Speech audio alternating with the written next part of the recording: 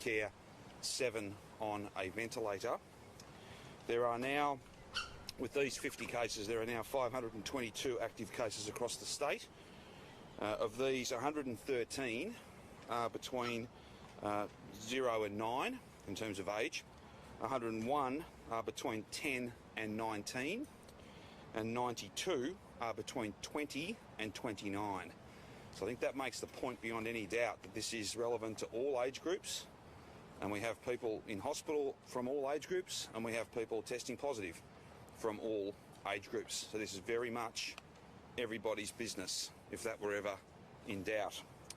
There were, very pleased to say, again, almost 50,000 test results received overnight, some 48,424, and we thank each and every one of those nearly 50,000 people. That's just a fantastic effort to come and get tested, acting on symptoms, testing when you're asked to test. Those results are critically important to us, knowing where the virus is and having the most complete picture in our fight against it. As pleasing, 29,810 Victorians were vaccinated in our state clinics yesterday. That's one of our strongest days, off the back of our strongest ever week. That's exactly what we need, more jabs in more arms and people coming forward to be vaccinated.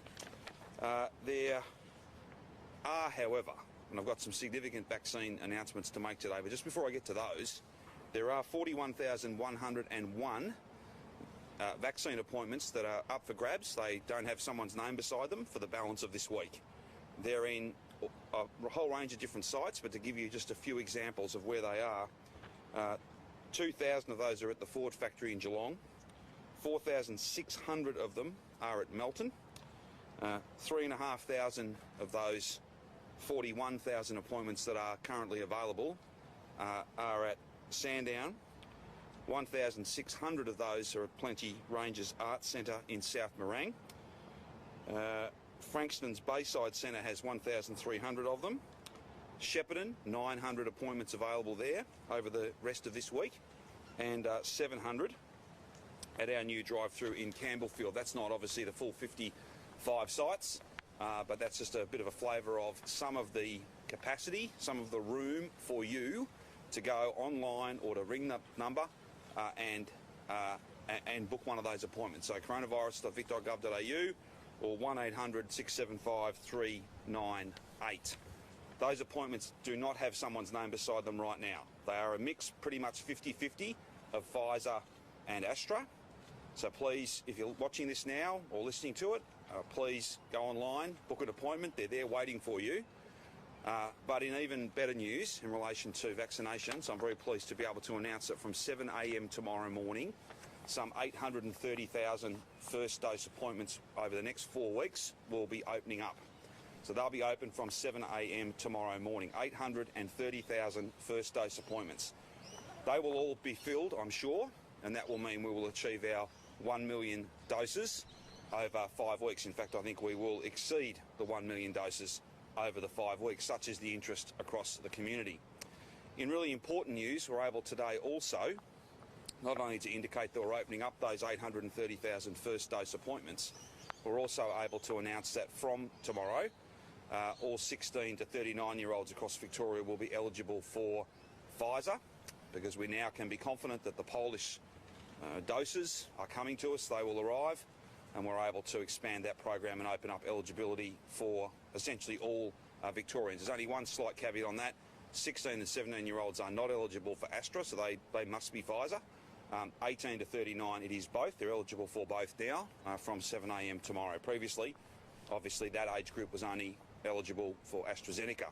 You make your appointment, you turn up, you will be offered both, unless, of course, you're a 16 or 17-year-old, or in the case of someone who's 60 and older, where Astra is the preferred vaccine on medical grounds.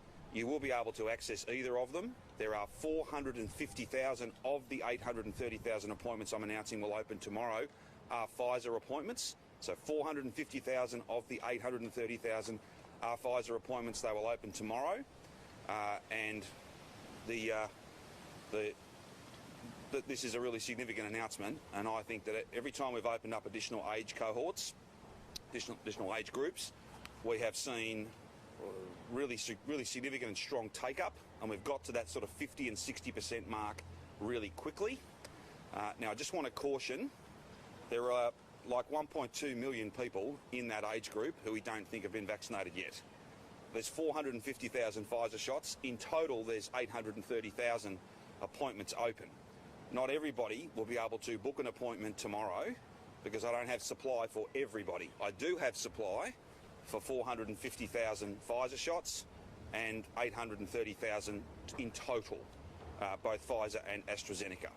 The long and the short of this is get online, ring the phone number tomorrow, book an appointment, and turn up when the time comes over these next 4 weeks. Play your part in that race to 80%, where lockdowns are no longer something that we need to do, where our freedoms are, we're all much more free to do the things we want to be doing. And of course we can resume our economic recovery in earnest. So this is a very significant announcement. I just ask people to be patient. There isn't at this stage enough for every single person who will want to come forward and make a booking, but if we can get these appointments out the door, if we can get these jabs into arms over the next 4 weeks, we'll achieve our target of 1 million. We'll probably do better than that, and we will be well on the way to getting to that 70% and 80% mark. Now, just for those who've already got appointments, please honour those appointments. There's nothing, I think, worse than the notion of someone who's booked in who then makes a choice to, instead of getting the jab today, they'll join a queue tomorrow. I want people to, if they can, please go and honour your appointment, turn up and get the vaccine that you have booked in for. I know this is always challenging, and there's always sort of the last day of one eligibility period and the first day of a new one. That's the nature of opening this up slowly. It's the nature also of not necessarily having every dose that we need on day one. Supply is not here to do everybody, so we've had to do this cohort-based model, and again, we're trying to make this as simple as possible, and we've now arrived at a point because we have supply, and I won't make bookings large-scale, hundreds and hundreds of thousands of bookings for stuff that we haven't got. That wouldn't make a lot of sense, but we now can, with confidence, offer those bookings. They'll be filled, those jabs will be administered, and we'll all be in a much stronger position. Can I thank everybody who's been vaccinated to this point? Can I thank all the staff who are doing that important work? This distribution, these 830,000 appointments, 450 and 380, Pfizer and AstraZeneca proportionally, they will be available at all 55 of our sites, 51 walk-ups and 51 walk-in and 4 drive-through. We are encouraging people to make a booking. A booking is the most important way and the only way that you can get into this system unless you are a priority worker. But we communicate with them separately. For instance, aged care, there is some priority lanes and things of that nature. But this is a very significant expansion of the program, and I look forward to seeing many people making bookings tomorrow and then turning up and honouring those appointments in the days and weeks ahead. We're putting on, just for completeness sake, there's 350 people who answer the phone at the moment. That's being increased to 500 tomorrow. But any time you are trying to fit 1.2 million into 450,000, or even into the whole cohort of 830,000 doses, you know, there will be some tension there and there'll be some pressure. And I ask people to be patient. If I had supply for everybody, then everybody would be able to be booked. I don't have supply for everyone, but we do have additional supply, and we're making that available to as many people as fast as we possibly can. And that's why tomorrow from 7 a.m. those appointments will be open. I now might ask Jerome to speak to the outbreak map, as it were, to give you a bit of a sense of all those links in those chains of transmission, and then we're happy to take any and all questions you have. Thank you, Premier, and good morning. So 51 new cases today, one of those in hotel quarantine, 50 community cases. That takes us to 522 active cases of coronavirus here in Victoria. 34 people in hospital, 9 of whom are in intensive care, and 7 of those are on a ventilator. And of course, we send our very best wishes to everybody who's recovering from coronavirus here in Victoria. Note that of the 34 people in hospital, 23 are under the age of 40, and that includes 1 infant. We now currently have 16,612 primary close contacts and 14,400 secondary close contacts. Both those numbers are up from yesterday as we continue our active work, particularly around Shepperton and in support of the Royal Melbourne Hospital and a couple of other outbreak sites. My thanks to all those close on 30,000 people, in fact over 30,000 people who are doing the hard yards of their 14-day isolation, and for the commitment they're showing to keeping us all safe. We did clear 9,500 primary close contacts in the last few days, so 9,521 primary close contacts completed over the last six or 7 days. And again, that's a recognition of the older part, the more mature parts of the outbreak now winding up as we move into a number of active fronts at this point in time. In terms of the 50 new community cases today, 7 of those are associated with the Shepperton cluster. 6 are associated with the My Centre childcare centre in Broadmeadows. 12 are associated and linked to the Newport, Altona North and Wyndham outbreak area. 6 are associated with day 13 tests around the original Hobson's Bay cluster, including Altaqua. 4 are associated with the Royal Melbourne Hospital, the new outbreak we're working on there. 2 are existing primary close contacts associated with the ophthalmologist from a few weeks back around the Royal Children's Hospital. And then we have 3 known household contacts of earlier positive cases that we have linked. Of the 10 unlinked cases today, we're able to associate those pretty quickly. 4 of them are associated with the Altona North, Wyndham and Newport area and that wider community outbreak that we've been talking about. 3 are associated with the Carlton and Fitzroy North area. 2 are linked to Thomastown and 1 is linked to South Bank. In terms of the shape of the outbreak at this point in time, we have 284 of the active cases are associated with that original outbreak around Hobson's Bay, Caroline Springs, Melton, Glenroy and the major schools.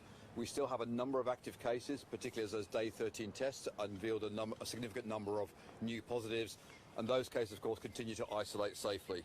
We have 2,136 primary close contacts now isolating around the original part of the outbreak, that more mature part of the outbreak that is well under control. With regard to the change of transmission running in the St Kilda area, St Kilda, Caulfield North, we have no new cases today, around 35 cases in total around that part of our outbreak. 1,852 primary close contacts identified with those outbreaks. Over 3/4 of those have returned a negative test already. And we continue to work with them to identify any further links we may need to find. We have a cluster in the CBD and Brunswick area, the inner north area, that has 25 cases within it, 2 new today, 378 primary close contacts identified. It's a quite specific set of known cases. 71% of those have returned a negative test so far, and we continue to work with them to do the remainder on that. Then we really have the 2 active fronts that we're now most focused on. The Shepperton cluster is now connected to the Royal Melbourne Hospital cluster. One of the index case for the Royal Melbourne Hospital is a patient who came from the Shepperton area who's linked with the active households that we're working with in that area. I can also confirm that genomics has confirmed that Shepperton is connected to the Glenroy cluster. So we have a very clear genomic match, and my thanks to the outstanding work of our various specialist lab technicians in identifying that genomics work and that ongoing genomics we do around all of the cases here in Victoria. So that genomic link gives us a very good lead in terms of now finding that actual connection between the Glenroy cluster and the Shepperton cluster. We have a number of lines of inquiry, and we'll of course keep you updated as that work comes through, but does at least remove a number of other options. In terms of Shepperton, there are now a total of 44 active cases associated with the Shepperton cluster. We now have, that's an increase of 7 on yesterday. We have 3,840 primary close contacts, many of those associated with the schools that we've been talking about. Almost half of those have returned a negative test. And can I just again thank the entire Shepperton community. We have a very firm grip on the Shepperton outbreak at this time. It's fantastic work by the school communities and the wider local leadership. Almost 3,500 tests completed yesterday in Shepperton, and that work of course continues over the coming days. With regard to the Royal Melbourne Hospital, we have a total of 14 cases associated with the RMH. Obviously a very tight set of actions in place within the RMH community. 450 staff are furloughing at this time. We're getting a very high number of tests, of course, coming through those staff. And my thanks to the entire team at the RMH and our other associated health services for their response on this most important outbreak. And then the area of most active concern at this point remains the Altona North, Newport, Wyndham area. It's quite a large scatter field now of a number of exposure sites and a number of connections between the positive cases we're identifying in that area. We currently have 68 active cases in that area. 2,700 primary close contacts have been identified. Over 1,000 of those have returned a negative test, and we continue to work with the remainder to make sure they get their testing results in and that we can continue that isolation work. I'd like to call out in particular the Woolworths at Millers Junction in Altona North. We have a large number of identified primary close contacts through our QR code system, particularly on the 16th of August and the 18th to 20th of August. So it's a very recent exposure site. If you were in that area, if you used that Woolworths, if you didn't use a QR code system, please come forward to get tested immediately and let us know.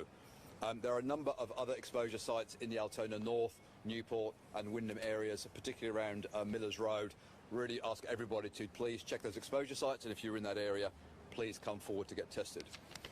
We're continuing the work on linking the remaining unlinked cases, the cases we do not have clear source acquisition for.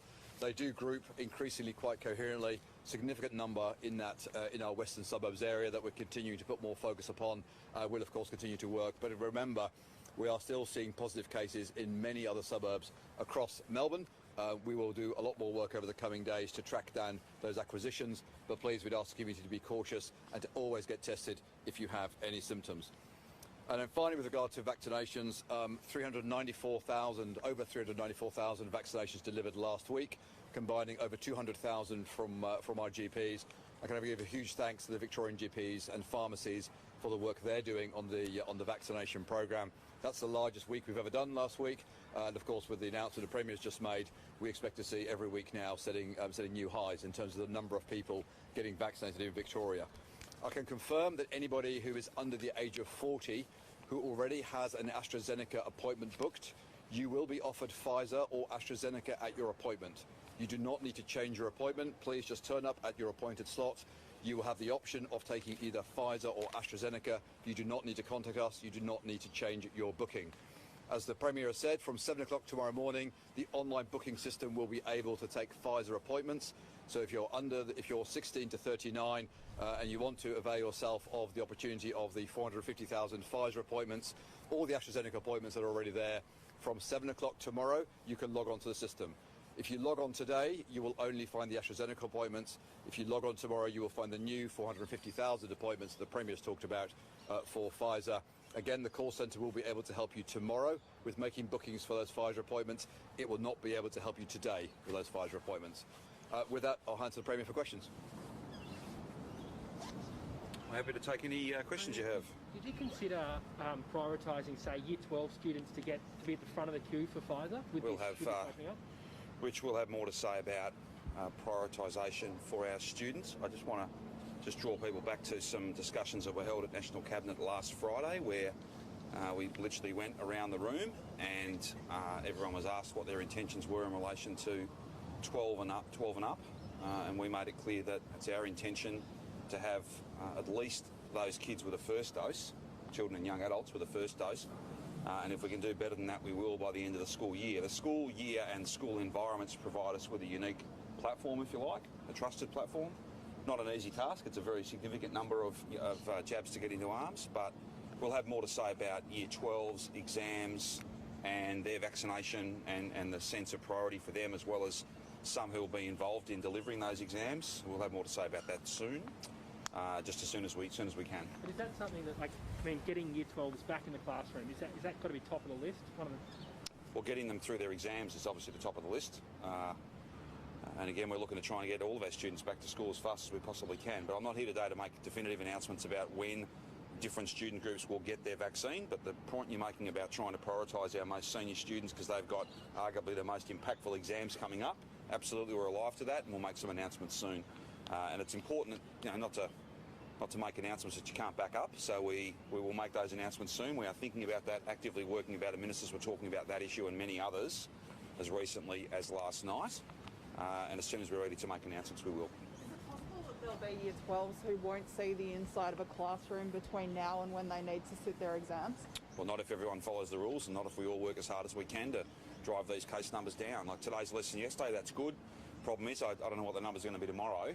What I do know is that if people are compliant with these rules, as challenging, as difficult as they are, if there is just that acknowledgement that there's no other option, there just isn't. And that's why every leader in the country is signed on to this plan. That's why every leader in the country has or is using lockdowns to deal with this fundamental dilemma. Delta infects really fast. We can't vaccinate people fast enough because we haven't got the supply in order to vaccinate ahead of the infection curve, if you like. I'll just read out some numbers. The number of people who are quite young that are in hospital, the number of people who are quite young who've got this is, I think, it's very, very concerning. And if there was another way, then every premier in the country would have chosen it, including me. You keep saying we haven't got supply. We've got a stockpile of 6 million AstraZeneca doses. Well, doesn't that imply that we do have supply of a perfectly good vaccine and we should be using it? Well, I think the Prime Minister has made some comments today about my position on AstraZeneca, and I'm grateful for his acknowledgement that I have been very clear. It's not for politicians to tell you what vaccine to get. Your doctor should tell you that. And if you haven't got a GP, if you come to one of our clinics, then I have made sure that at all of those clinics there is a senior health professional who can sit with you and talk with you about which vaccine is best for you, and then you can make an informed choice. And many people have chosen Astra. Many people have followed the advice of the Chief Health Officer. The vaccine you can get today is the best vaccine. And that's why an appointment today is better than an actual appointment to get the jab today is better than a booking in 3 or 4 weeks. Not that bookings are unimportant, that's why we're opening them up tomorrow, and I think they'll go really fast. And then I'll have further announcements to make once additional stock gets here. If I had 3 million doses of Pfizer, Moderna, whatever, then I'd open those appointments up. I don't have that. AstraZeneca is a little more complicated because of some of the ATAGI advice and some of the challenges there. But that's why you're better to get your. I've always had this view. You're better to get your medical advice from a medical practitioner. Get your health advice from a health professional, not from people who are not qualified to do that. But I've been pretty keen to push this. That it is a conversation. They've been through the TGA. Like, this is the world's strongest approval process. They're both safe, but they relate differently to different people, and your circumstances have to come into that. And I didn't make these announcements about Pfizer last Thursday. That's seen quite a lot of Astra appointments cancelled. Some 15,000 appointments were cancelled yesterday. But I can't have this stuff sitting in the freezer. We need to get it out there, and I think it's only fair. If I've got Pfizer available, then people should have that choice. And then hopefully they can all make that choice based on medical advice, and they'll get the vaccine that is most appropriate for them as fast as possible, and then we all benefit from that. You're now offering people with an Astra. Can I just go on Astra, Rich?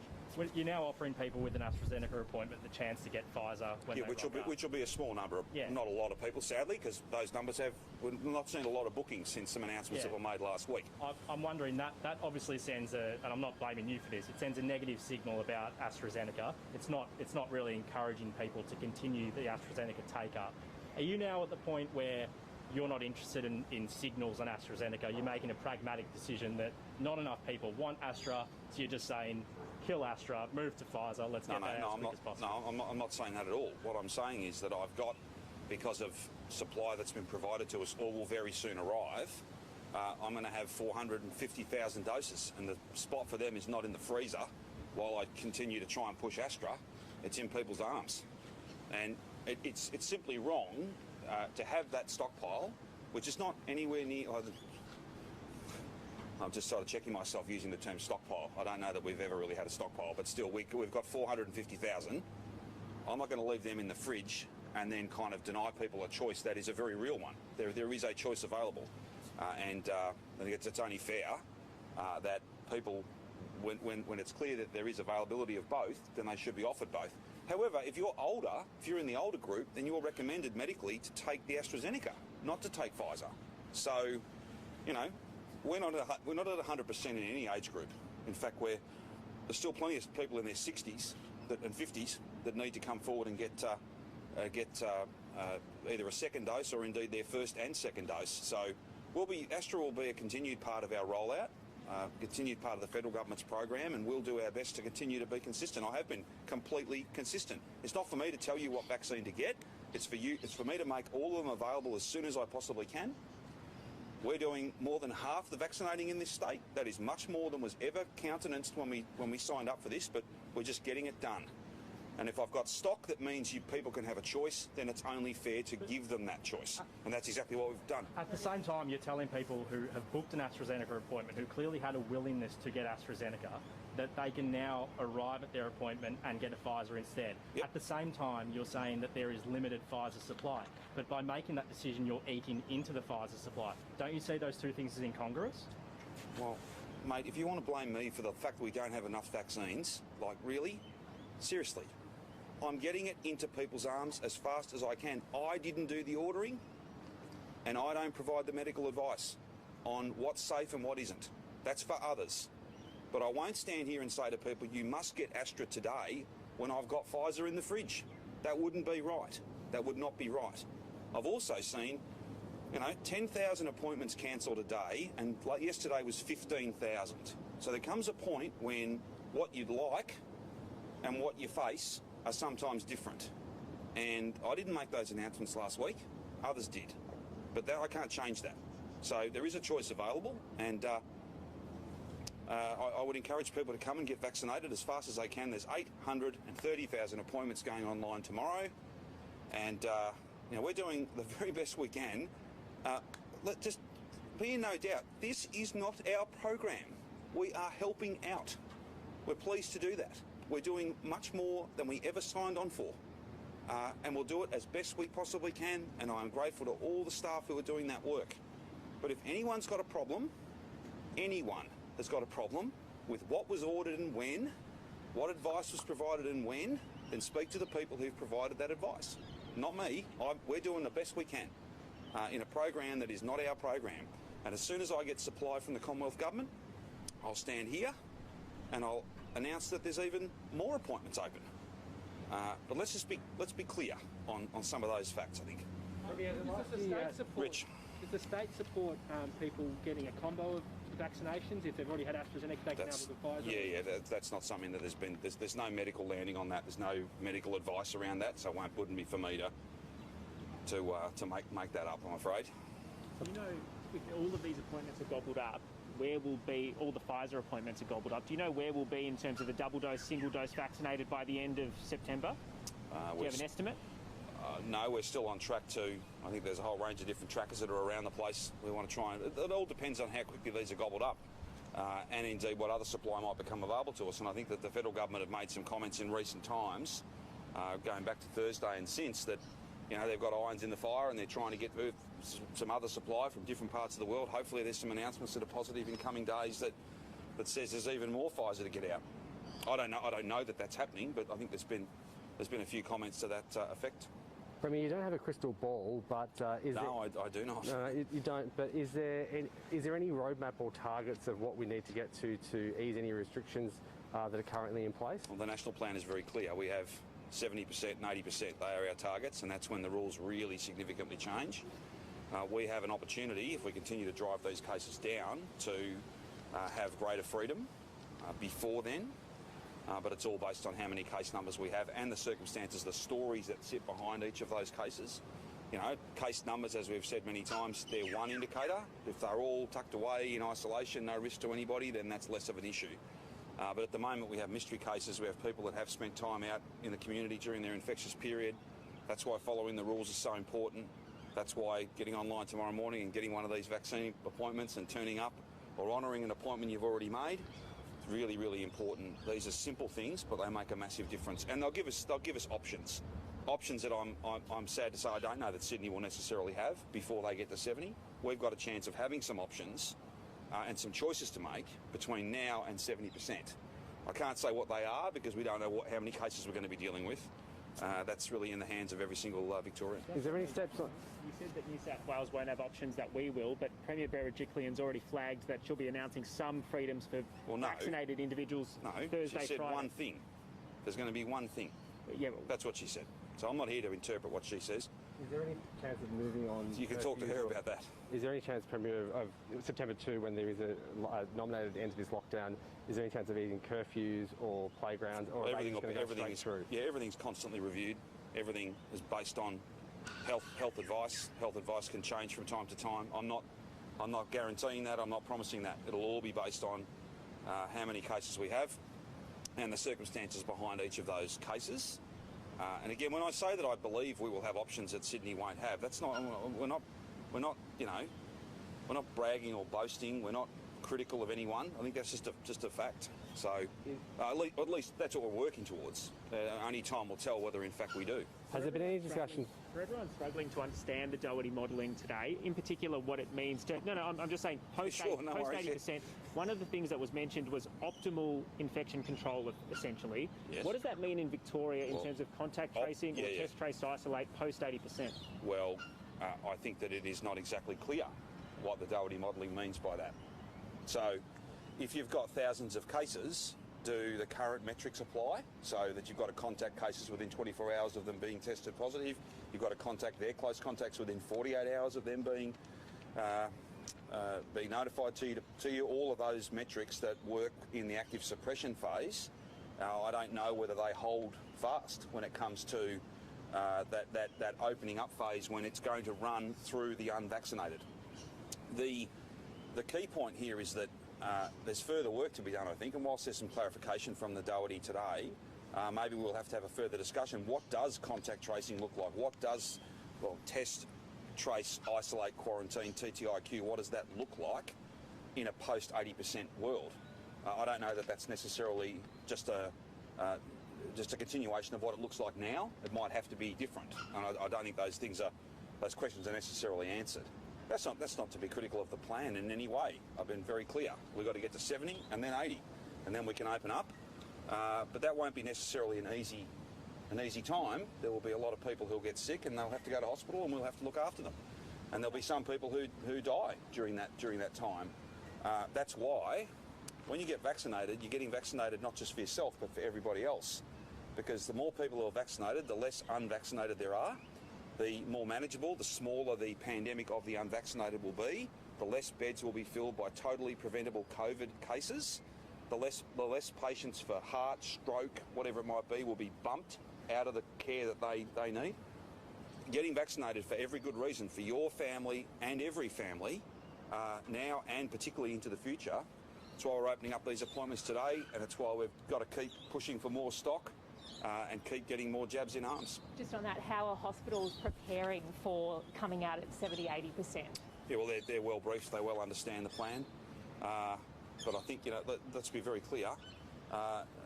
It'll be incredibly challenging what's going on up in Sydney at the moment to be nursing that many COVID patients, whether they're in ICU or not.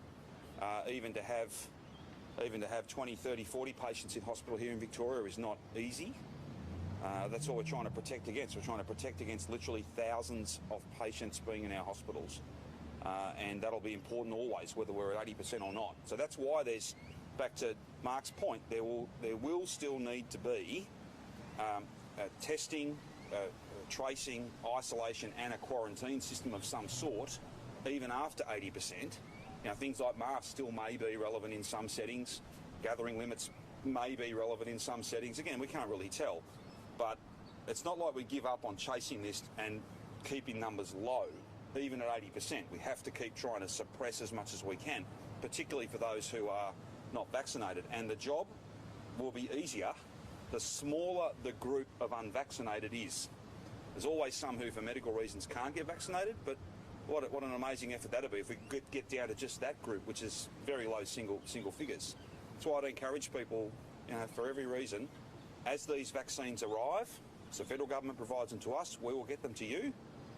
If you make an appointment, you come along, show up, honour that appointment, and we'll get this job done. The Doherty modelling has indicated we can open up with cases circulating in the community, but not all premiers have been in agreement with this. So how do we all get on the same page nationally?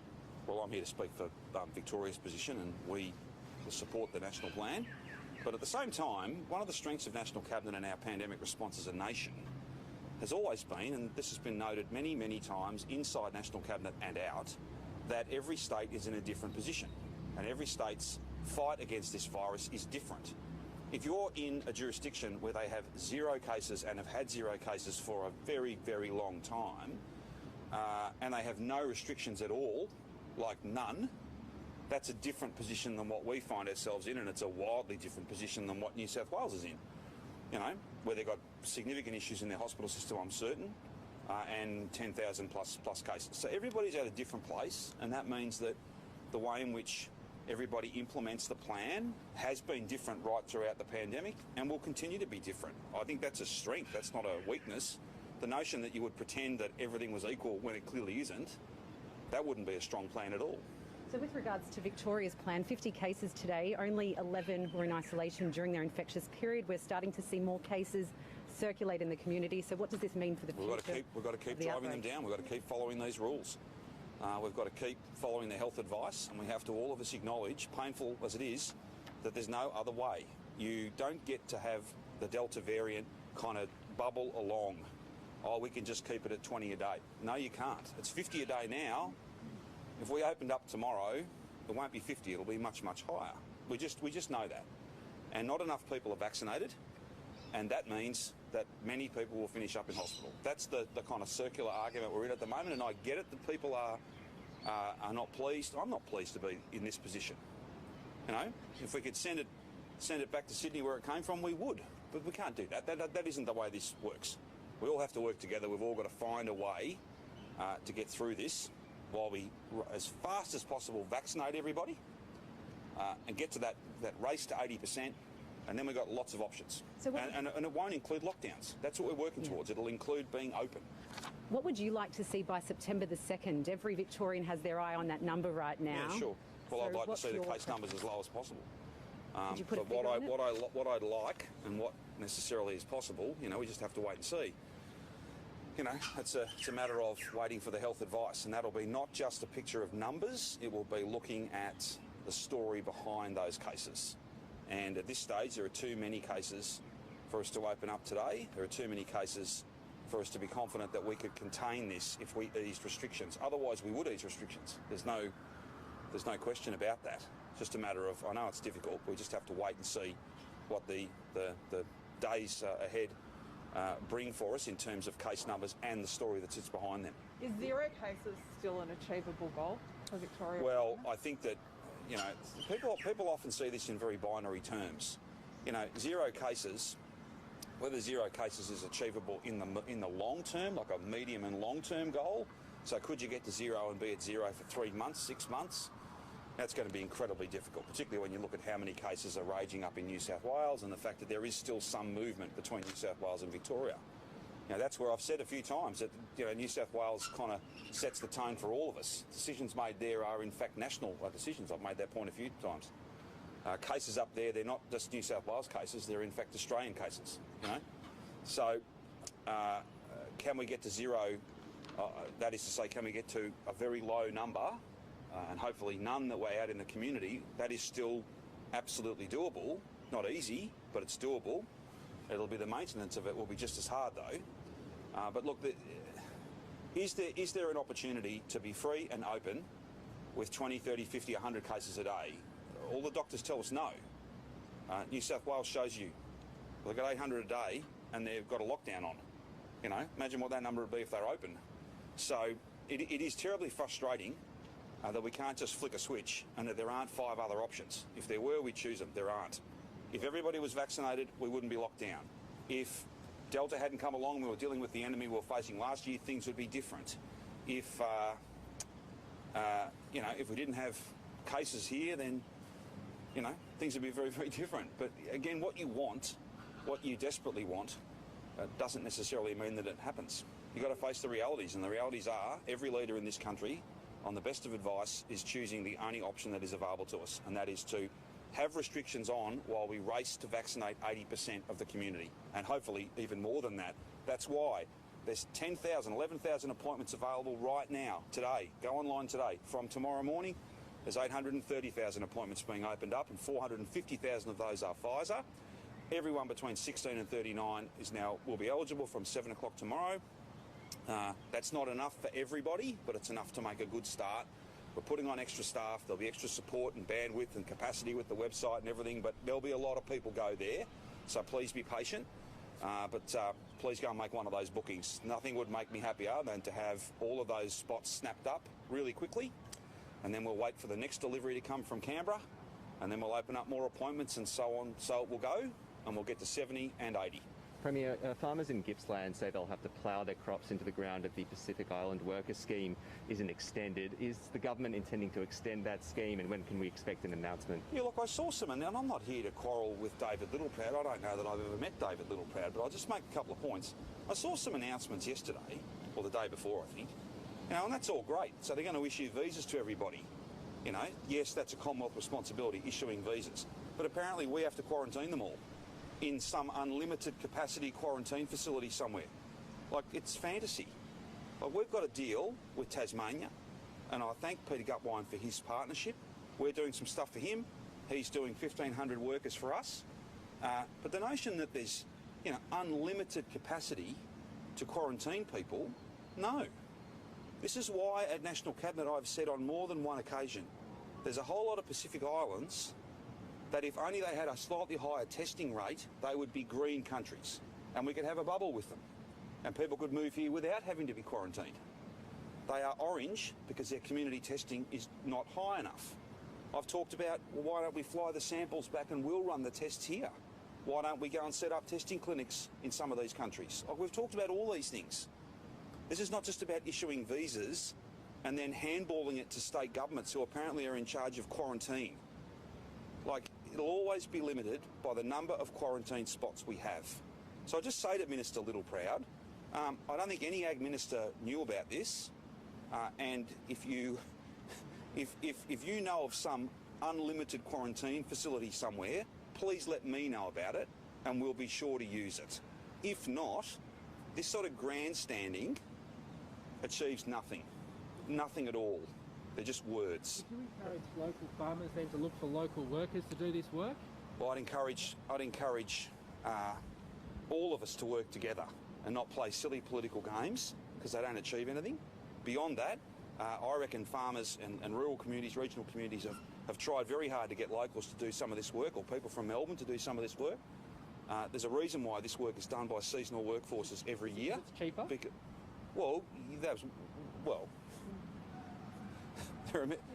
There are many things. There are many things, Rich, that you might have a crack at me about.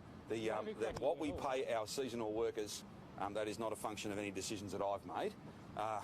The fact of the matter is that some work is done by seasonal labour every year. The borders are shut. We've got a way forward with some Pacific Islanders who are very, very low risk, and we're grateful to them for coming here and doing the work. I'd expect they'll pay a proper rate, a fair rate for the work that they do. But beyond that, just issuing visas to people, but they've got to be quarantined, and there isn't unlimited quarantine capacity. So there's going to be a limiting factor there.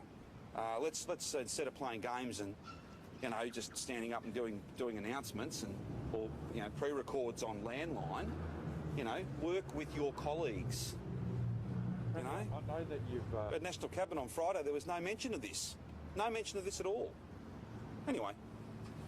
Premier, I know that you last time asked as well, and I'll ask again, small businesses, particularly in our communities, have got some support from the federal government, but they really see no horizon forward. I mean, is there a plan to help them out? Because currently we're hearing stories of people with their backs up against the wall, not incapable of planning, unable to see beyond.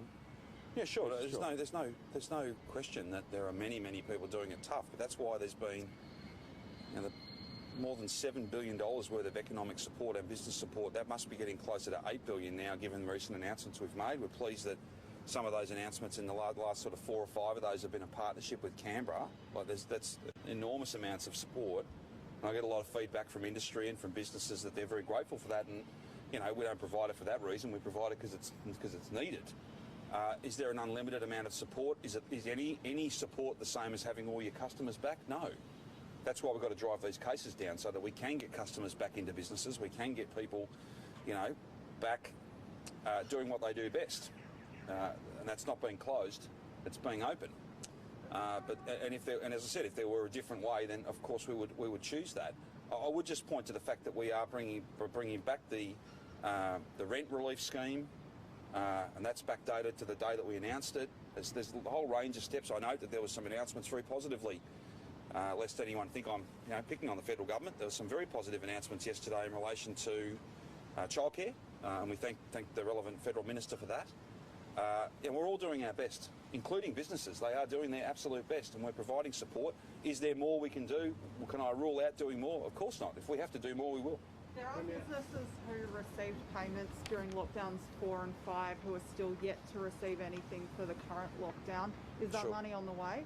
Well, there'll be some, I think, Rachel, that would only have become eligible on Saturday when we moved to the regional lockdown. So I think even as hard as they're doing it, I'm sure they would appreciate that that was only a couple of days ago. I think there are metro businesses as well. Okay, I'm happy to chase up. Have you got any examples for me? There's a lot of it has been auto pay, and I know in my discussions with the Prime Minister, they're very, I think one of the reasons why they've been happy to be a partner and be a partner consistently is that we are getting it out there. We've provided them with a full breakdown of what's been paid, what's still to be paid, and they're very pleased with that, and that's why they keep partnering with us, I think, each week that we need to. But the vast majority of our monies have been that auto pay, no more paperwork, and I've got a lot of positive feedback from that. But there have been new elements to the program, so fresh applicants. If you've got any specific examples for me, I'm more than happy to chase them up for you. We want the money out. We want the money paid. Is there Treasury modelling on the impact to our budget of this lockdown and potentially, if it goes for many more weeks, what that impact will be? No, I don't have any Treasury modelling because it's not like it's a, I've got modelling on 4 different options and I can choose the best one. There are no other options. Impacts though, actual impacts will be measured by Treasury, and they'll be there in the regular reporting that the Treasury does, and the whole of government reporting we do. Will we mandate for health workers and hospital workers to be vaccinated? Well, we haven't done that yet across the board. If I got advice to do that, I would, but we don't see a significant issue. For instance, I'll just take you back. Why is vaccination of staff in private residential aged care been mandated? Because it's woefully low. That's why. Why wouldn't you necessarily have to do that in other settings? Because the vaccination levels are at 80+% now. If I get advice that we've got to do more, we have to do different things, then it's not just mandates. That might be one of the things, but there's other ways that we can do it. We can try and incentivise things. There's all ways of things. But like we're at about 81, 82% in our aged care, Victorian aged care, and public sector aged care. But if you're in the 18, 19% who aren't vaccinated, then you're not part of the roster. Unless you go and get the jab, because we just can't take that risk. We're very pleased with the take-up rate of the vaccine across all of our frontline workers. Are we at 100%? No. Will we perhaps ever get to that? Maybe not. But we've done very well. We've done very well, and I'm grateful to them. When the flu jab was mandated for healthcare workers, yes. COVID was mentioned as one of the reasons why. So I guess why don't we do that now that we do have a COVID vaccine? Well, again, if I get advice that says we're not getting the coverage we need to keep people safe, you need to mandate it, then we will do that. And that'll be a respectful process. We'll talk with unions, we'll talk with management, we'll talk with lots of different people, and we'll try and make the case and explain why that's important. I don't have that advice. No one's saying to me, we've got a big problem over here, you're going to have to mandate it, otherwise it's going to be unsafe. No one's saying that. In fact, quite the opposite. We're quite pleased with the take-up that we've had, and there hasn't been a need. There hasn't been a need to do that. What I'm saying, I suppose, is I can't rule that out, and part of the announcements we'll make quite soon about reporting of who has been vaccinated, part of the reason why we're going to get a clearer picture across the board is so that we can be doubly sure that we don't need to go any further. On that reporting of... Sorry. Mine's on this as well. It's just following on from Steph's question just on frontline workers. There's been another outbreak at a prominent Melbourne hospital. It was only yesterday we were talking about hundreds of staff in isolation at the Royal Melbourne Hospital. So what can we do to again strengthen our medical? Well, the first thing we have to accept is that even being vaccinated double dose doesn't mean you don't get it and you don't give it. Right? It's reduced, but it's not 100%. And obviously those who work in high risk environments, even with level 3 PPE, which is no fun to wear for a whole shift, there's still risks there. They are higher risk environments. That's why we've raced to get as many vaccinated as we can over these last months. That's why we've got very strong uptake in relation to those vaccines. And look, the easiest way and the best way to keep it out of hospitals is to drive it down in the broader Victorian community. If you've got less cases in the state, you'll have less cases in our hospitals. I can only imagine what it must be like in Sydney hospitals at the moment. We've been there. We know how hard it is. They must be getting close to sort of the similar numbers to us at our peak, if not more. That'll be incredibly difficult for nurses and for all their staff.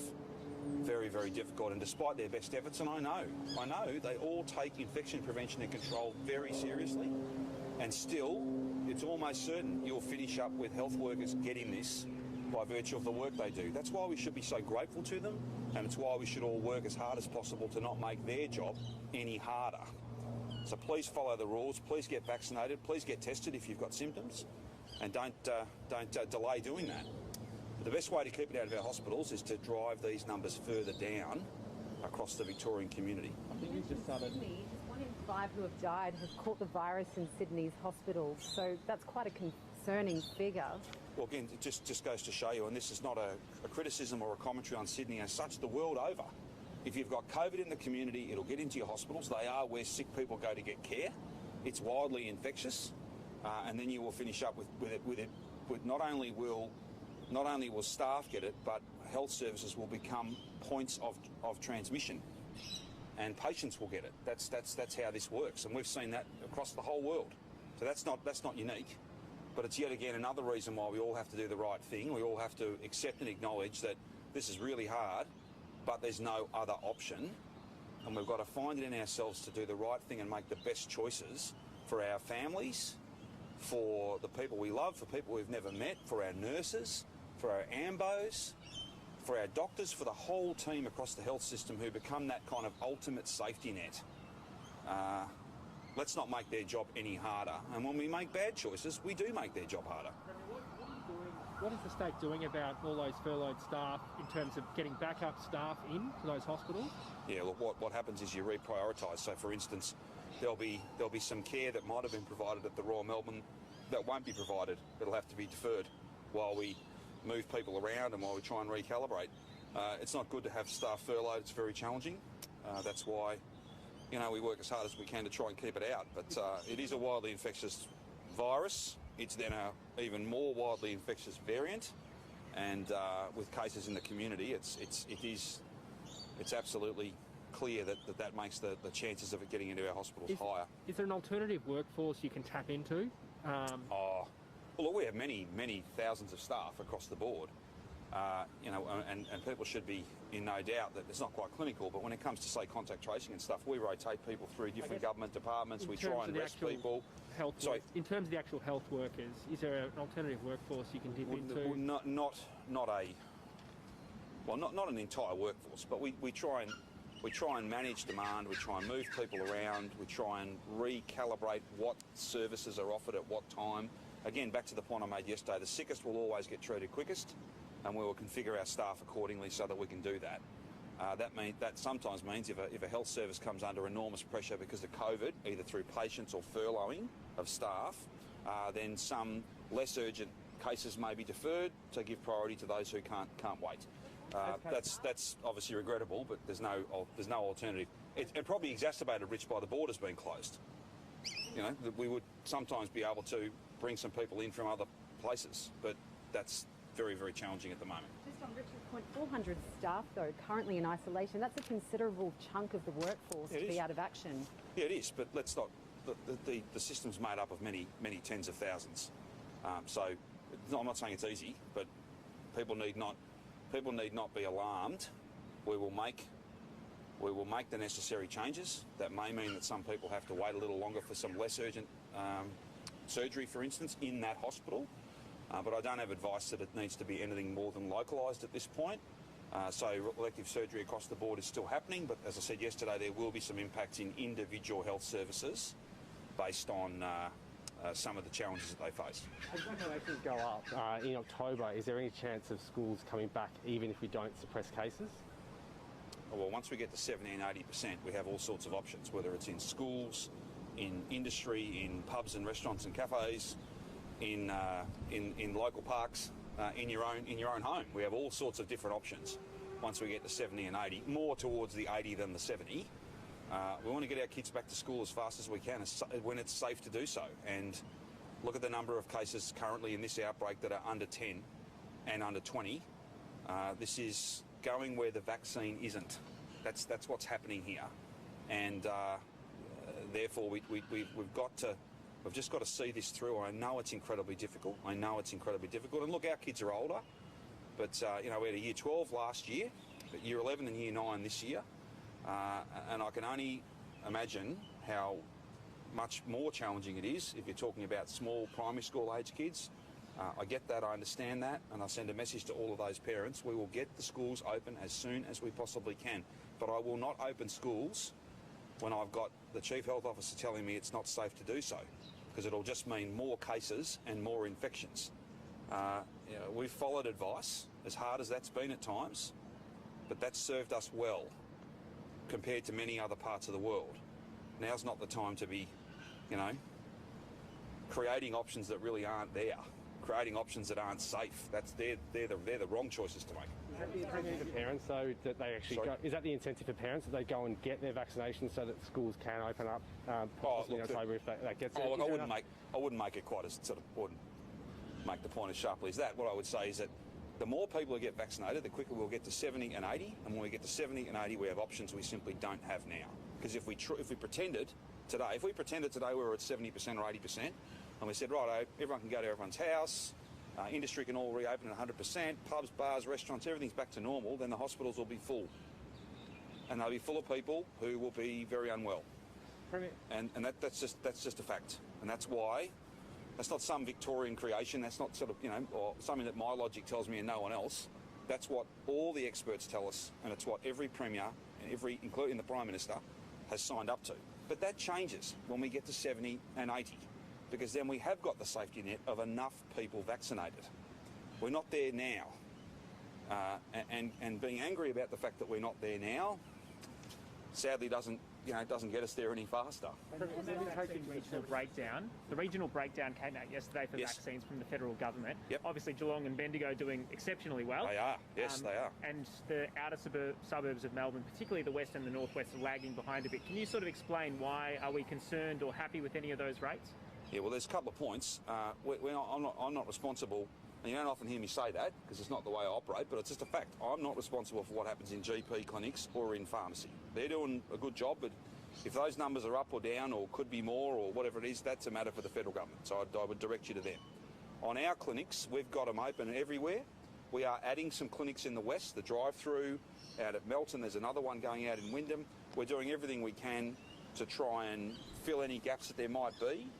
I think if you look back a bit, logic tells me that earlier on we had a real surge of people were eligible the older they were.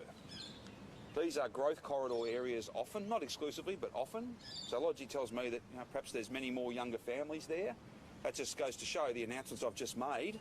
Pfizer, 16 to 39, 830,000 appointments, 450,000 of which are Pfizer. Open from 7 a.m. tomorrow. That'll be great news, I think, for the outer suburbs, for young families. Go, get vaccinated. I wish I had more so that you could all get done this week and next week. It'll take a little longer than that, but as soon as we get more stock, we'll have more appointments, more announcements, and more people coming forward. But you chalk it up more so to demographics than accessibility or motivation? Oh, it's probably a little bit of both, to be honest. Or sorry, a little bit of all three. There will always be challenges in running something, running out a product, whatever that product might be, or offering a service across the board. There'll always be some areas that are higher and some areas that are lower. And sometimes we can explain. Can you explain to me why Bendigo and Geelong are so much higher? Like they're doing a great job. Do we absolutely understand that to the last case? I don't know.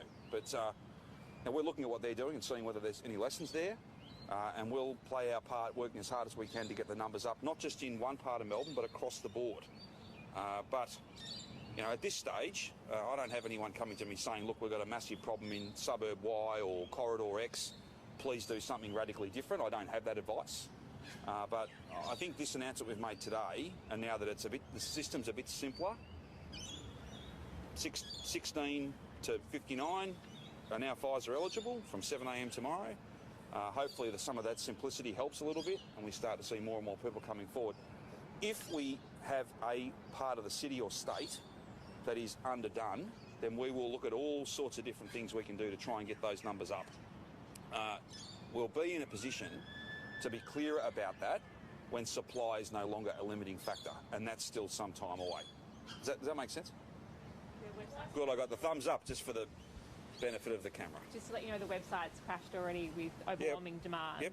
And I don't know that you can build a website big enough for 1.2 million people who desperately want to get vaccinated. That is, look, we're never happy to see systems overwhelmed, but that speaks directly to the point that Mark's just made and a few of us have made. I think people want to get vaccinated really, really fast.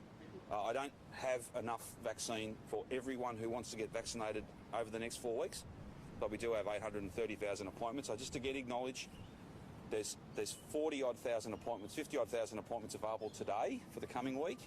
The appointments I've announced do not become available until 7 a.m. tomorrow. But as I said, we're putting 150 extra call takers on to 500 people. That's a lot. It's an awful lot.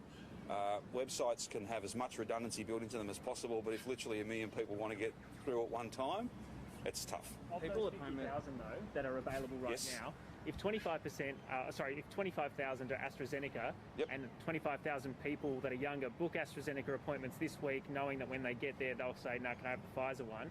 Do we have an issue? No, I think we've got a little bit of leeway there, and that's why Jerome's made it clear that if you've booked an Astra appointment and you're in that age group, perhaps even late this afternoon, then you'll be offered. As I understand it, you'll be offered both. And some will stick with Astra. That's correct, isn't it, Jerome? Yes. We've definitely opened at 7 a.m. We've got people at home trying to book that are being told that it's 8 a.m. that bookings will open. 7 a.m. is what we are announcing. Okay. And I'm not aware of them being told that, but it'll be 7 a.m. It's 7 a.m. That's what they're being told on the website. I think you may have hinted on this before, but will healthcare workers be forced to declare to their employees whether or not they're vaccinated?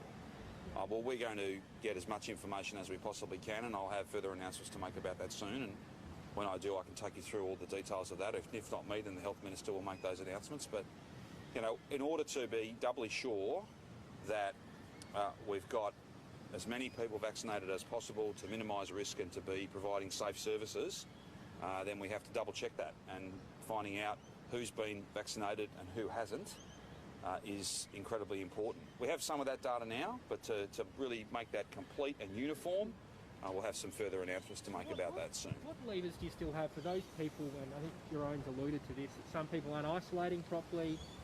What levers do you still have to try and crack down on those people doing the wrong thing? Well, we look at, I think, particularly in those sort of examples, we look at the individual circumstances of the people involved, and we try and find what will best motivate them to do the right thing. Look, if you're asked to isolate, you have to isolate. The vast majority of people are. Let's not detract from that. There will be, from time to time, some people who don't. The vast majority of people, I think, probably do come forward and get tested when they've got symptoms. Or, sorry, put it the other way. The vast majority of those nearly 50,000 test results we got overnight were people who acted really fast. There'll be some people who went and got a test after really waiting 2 or 3 days. That's why we keep asking people, get tested quickly. The rules are there to drive case numbers down and get us open. The rules are there to save lives and to make sure our hospitals don't get overwhelmed. The rules are there so that our nurses have got a fair fight, that they can actually achieve what they work to do, and that is to care for people and save lives. And if we don't follow them, I was asked the question the other day, well, what are the other? Are there 5 other things you can do? Are there 10 other things you can do? The answer is no. Following these rules is what will drive case numbers down, not 5 or 10 other rules. Following these rules, everyone making good choices, as hard as it is, that's what will drive these numbers down. Just on the extent of the rollout, will you, essential workers that are, say, teenagers, 15-year-olds working in fast food or particularly in supermarkets, will you make them eligible as a sort of an essential worker bracket? In terms of to Pfizer or to any vaccine? Well, when I'm but sadly I don't have supply to do that now. And when we're ready to, we want to see as many people vaccinated. And I think we've all demonstrated that there's a risk profile issue here. So we've tried to do those that are at greatest risk of significant disease.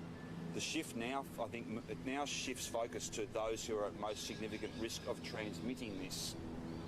That's the other reason why, getting as many 16 to 39-year-olds vaccinated as possible is really important, and that's why we've opened up these appointments today, to make it as simple as possible.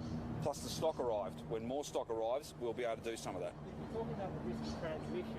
15-year-olds working in Woolies or other supermarkets. The most active people, yeah. Should they be pushed into this category as essential workers?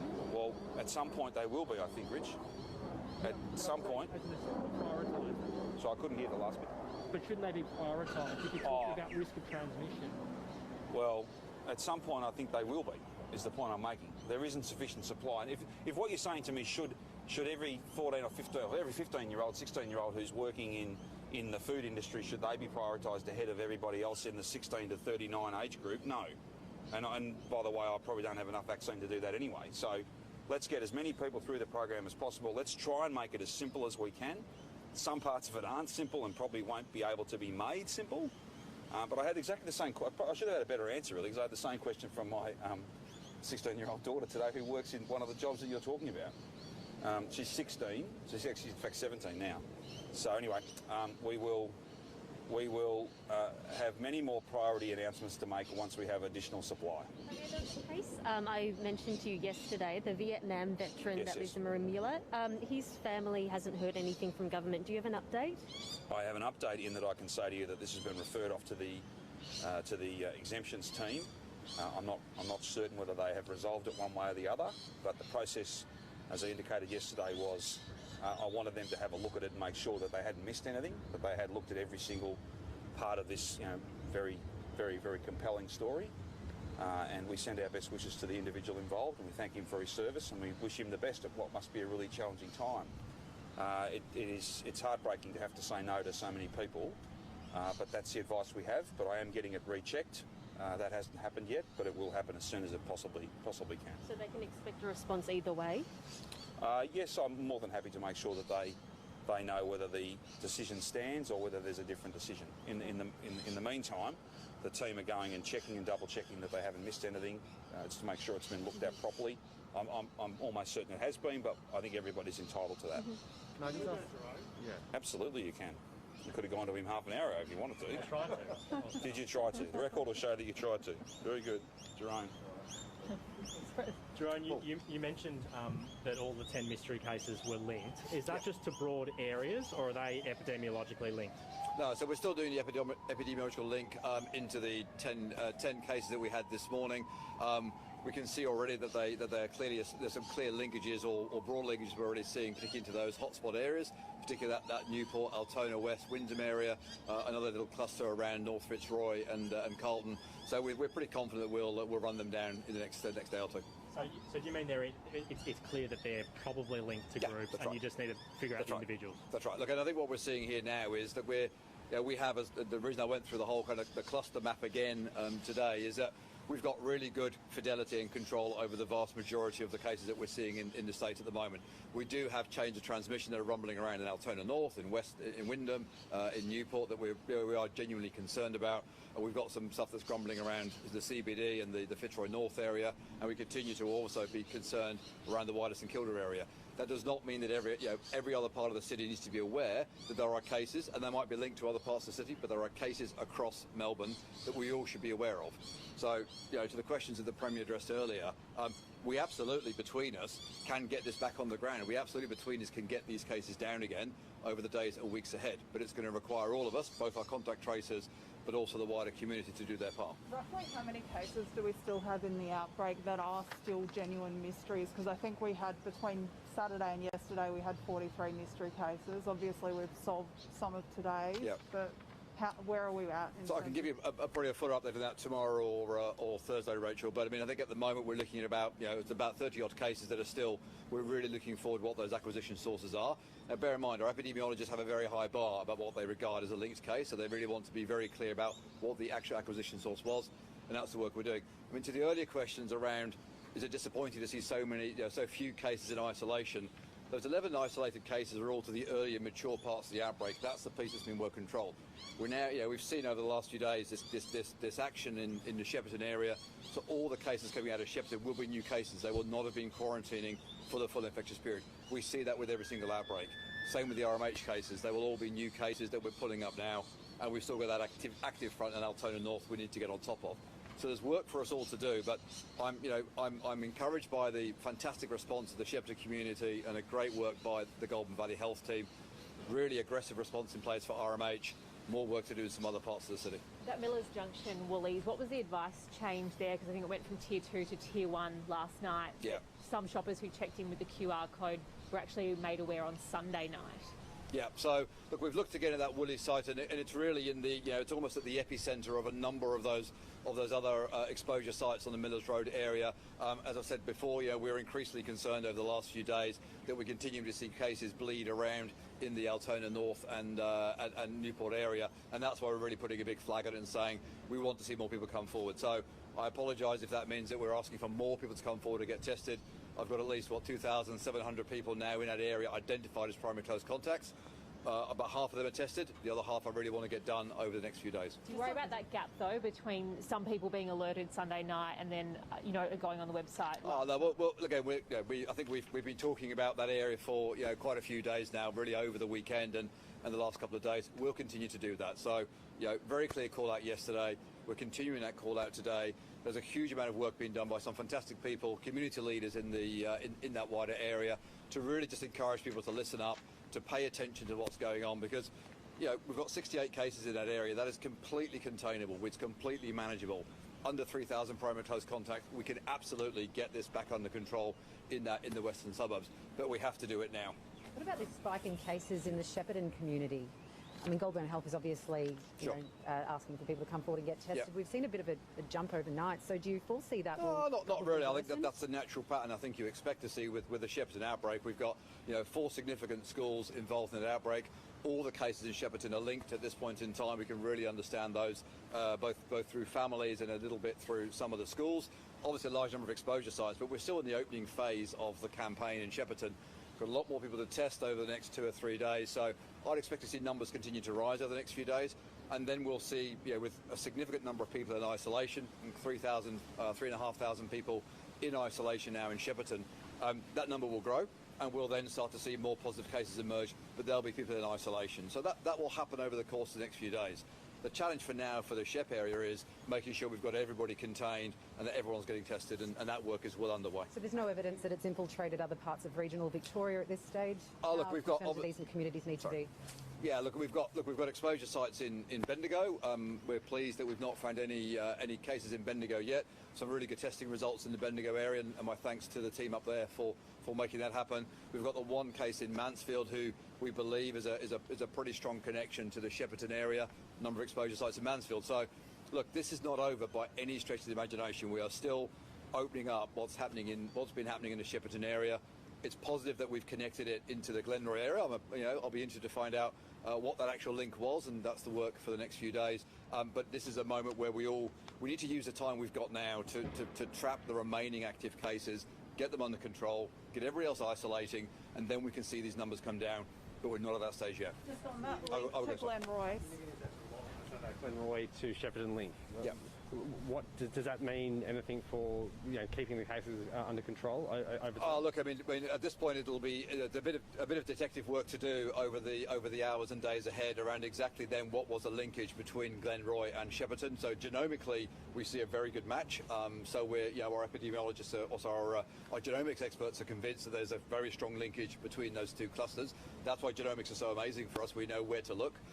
We're exploring now a number of possible linkages between the positive cases we know about in the Glenroy area, the positive cases we know about in the Shepparton area, and those primary close contacts. So we'll work it out. We'll sift our way through it and find out where that link is. Are there any work or family or social or cultural links between the Glenroy cluster and the Shepparton cluster that contact tracers are aware of? That's a big question. So there's a number of lines of inquiry at the moment, Rachel. I've got nothing else to say at this point. Are you really encouraged by the drying up of cases in St Kilda? You guys were really concerned last week about mystery cases there. Yeah, look, I think it's always I think so. We've had a really big 4 or 5 day push in the St Kilda area.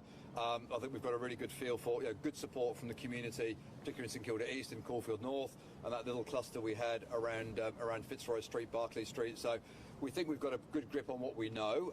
The testing numbers were pretty solid all the way through the weekend. They're easing off now. But look, until we find all those linkages, until we're really confident we've got this, we want people to keep coming out and getting tested. What would be incredibly disappointing is that the huge amount of work that all Victorians are now doing under the lockdown, the huge amount of work that our contact tracers are doing, if in 2 weeks' time we find another crop of cases coming out because people haven't come forward to get tested. So now is the time to come out and let's pull these drains up and let's find out where these cases are. Let's wait another 2 weeks before people come forward and we have to kick the thing off again for another number of weeks. St Vincent's Emergency Department was listed as an exposure site. I think it was listed yesterday, but for the St Vincent's Emergency Department, what was the exposure there? Was the case a patient or a staff member? I believe it was a patient who visited St V's fairly briefly. I can give you more details on that tomorrow. And are they linked to the Royal Melbourne? No, not at this time. Right. I mean, are you concerned? The 14th to yesterday was 9 days. Are you concerned that it was, an exposure a while ago in a highly sensitive setting? No, look, I need to get the details, Rachel. I don't have the full details of the St V's exposure. We saw it a couple of days ago. We've been working with that individual case. I'm pretty sure it's an isolated case, and as we've seen with the wider response around our health services, they've been very swift to act on it. So there's no risk of any additional cases associated to that? No, not that we found at this point in time. Right, okay. Should people who actually have already been vaccinated still get tested? Is there a concern that perhaps people go, I've been vaccinated, so I don't need to go and get tested? And is that recorded in any way? Absolutely. If you've been vaccinated, thank you. If you've been double vaccinated, that's awesome. If you've got symptoms and you've been vaccinated, get tested. The rules apply the same. Vaccination stops you getting seriously ill and stops you dying, but it doesn't stop you having COVID and it doesn't stop you passing it on. It reduces the chances of all that happening, but it's still so important. If you've got symptoms, get tested regardless of how many vaccines you've had. Is data being kept on that? I know people do get asked if they've been vaccinated when they go and take a test. Yeah, we're starting to. Collated? Obviously the number of people who have been fully vaccinated is still pretty, it's a minority at this point in time, and obviously we hope to see that really change in the weeks ahead. But we track all those data pretty closely. And I can confirm only one of our patients in hospitals had 1 dose of AZ at this point. Premier, the opposition are calling for a code of conduct review after you urged your senior bureaucrats to release advice on Matthew Guy's decisions as planning minister. The opposition are completely and utterly irrelevant to the work that I do. Is the right decision to go to constitutional convention? And I don't know that constitutional convention's at the top of anybody's list at the moment. I think we've all got much more tangible, meaningful things. This is very real, what we're going through as a community and a economy, and for some people have got the time and luxury to write pieces about constitutional conventions, I wish them well. I haven't got time for that. I'm much more focused on getting this place open and resuming the delivery of our jobs plan and making sure that we continue to see economic growth and employment growth, and that we keep people safe and well, and that we're back open again. That's what's dominating me. They're the things that are they're occupying the first 50 spots on my list, not some of that other nonsense. That's just political games. Who's got time for that? Don't those issues that Rich has just brought up in terms of how your department secretaries operate and the lines of accountability, don't they directly relate to the pandemic? The code inquiry last year found that the Westminster system had kind of failed in Victoria, and she commissioned the Victorian Public Sector Commission to look into the way departments work in Victoria. And you said that there were serious issues in terms of accountability. Don't they directly relate to government? No, they don't, Paul. That's a very, very long bow. The process last year that you've referred to is very important, and there'll be more to be said about that. The Public Sector Commissioner will report on the work that he's done, so I'm not making light of that in any way, but I think that's a very long bow. We're talking about letters that were written years ago, and I think it was pretty clear. It was pretty clear what we said at the time, and then we had an election thereafter, and we were honoured to receive the very strong support of the Victorian community. And it wasn't so much to be spending our time on those matters; it was to be spending our time delivering on the promises we made. Some people are desperately keen to hide from their record. That might be motivating these stories, I don't know. I reckon I've spent more time on this than I need to. So I've got nothing further to say on this. I've got much more important stuff to get on with. Any other questions about important things? No, we're not due to get to 70% of vaccinations. We're not due to get to 70% of vaccinations until about for a little November. bit, yep. So if we're at 60% in October and we've still got cases, are we opening schools, or is that completely off the table? Well, no. What I'd say is this. The Doherty modelling didn't choose 50 or 55 or 60 or 65. They chose 70 and 80 because they're the meaningful markers. That's when you've got sufficient protection that you can manage the spread of this in the unvaccinated and manage your hospital system. The easing of these rules that we're under now, that relates much more to case numbers. So look, sadly, the Doherty modelling doesn't say that we can do a whole lot of stuff at 50 or 55 or 60. They've chosen 70 and 80 for good reason. You know, I'm a very strong supporter of the plan, and we will get to a point where lockdowns are not a feature of our life. But that is a little way off because we just don't quite have enough vaccine at the moment to get everybody through the program. But as I've said before, there is 830,000 bookings available from 7 a.m. tomorrow. And please go to the website. You'll be one of many. Please ring the phone. You'll be one of many. But please be patient and book one of those appointments. So is it 70% or 80% or zero cases? Are they the options that we've got for schools? Well, it's not necessarily zero cases. It's as few cases as possible out in the community posing a risk to public health. That need not be absolutely zero. We've just got to drive these numbers down. And the lower we drive them down, the more options we'll have. And we'll have our maximum options. And in fact, we will with some certainty be able to return to something very, very close to normal living when we've got 80%. And if we open at 80% with very few cases, then our nurses have got a fair fight. If you open at 80% vaccination with the hospitals already full of COVID patients, that's a very challenging, that's very tough, very, very tough. So that's why we've got to keep these numbers low now and drive them down further. And the best and most meaningful thing that every Victorian can do toward that end is to get tested when you've got symptoms, book a vaccination appointment, because there's 830,000 of them available from 7 a.m. tomorrow, and please follow these rules. As hard as they are, they're the only option we have. Any other issues? One more from me. Okay. One